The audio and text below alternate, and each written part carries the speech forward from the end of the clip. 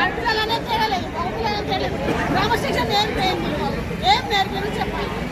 యాజమాన్యం ఏం చేస్తుంది, క్లాస్ టీచర్ ఏం చేస్తుంది, అది తెలియాలి కదా. ఇప్పుడు ప్రిన్సిపల్ పట్టించుకోవాలి కదా. ఎన్నో పిల్లలు అంటారు ఏం చేస్తారు వాళ్ళకి, అసలు తిరిగి కూడా సరిగా రాదండి వాళ్ళకు. ఆ పిల్లలు పట్టుకొని ఏంటి ఫస్ట్ క్లాస్ నుంచి స్కూల్లో చదివిన అబ్బాయికి ఎంత క్రమశిక్షణ ఉండాలి.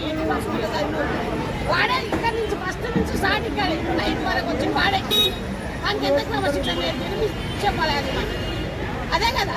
ఇప్పుడు మా బాబు క్రమశిక్షణ చక్కగా ఉంటే ఇంకో అమ్మాయికి జరగదండి. ఎంతమంది దానికి ఖాయం చేస్తారు. ఇప్పుడు మళ్ళీ ఇంకొచ్చాము. ఇప్పుడు మాకు తెలియదు ఏంటంటే పద్ధతి అనేది యాజమాన్యం ఇదే నాకు నేర్పించింది పిల్లలకి. మళ్ళీ ప్రతి ఒక్క టీచర్లు ఉంటారు. టీచర్లు ఏం చేస్తారు, మాకేం చెప్పేది ఏం లేదా. మళ్ళీ నెలకు మీటింగ్ పెడతారు. ఏం మీటింగ్ పెట్టినండి, పిల్లలకి క్రమశిక్షణ నేర్పండి. మీటింగ్ ఎందుకు చదువు ఒక్కటేనా మీరు నేర్పించింది? లక్షల ఫీజు తీసుకుంటారు. అన్ని విషయాలలో బాధ్యత తీసుకోవాలి కదా. తీసుకోవాలా వద్దా? ఇదేంటి మరి ప్రిన్సిపల్ గారు బయటకు రమ్మంటే స్కూల్లో ఇదేంటి అడుగుతాం.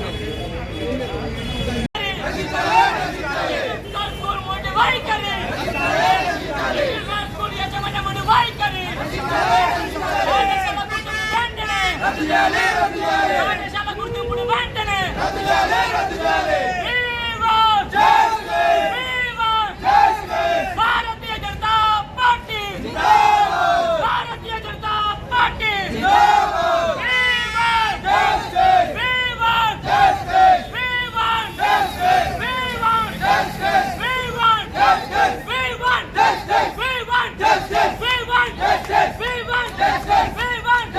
పాఠశాల గుర్తుకుని వెంటనే, పాఠశాల గుర్తుకుని వెంటనే,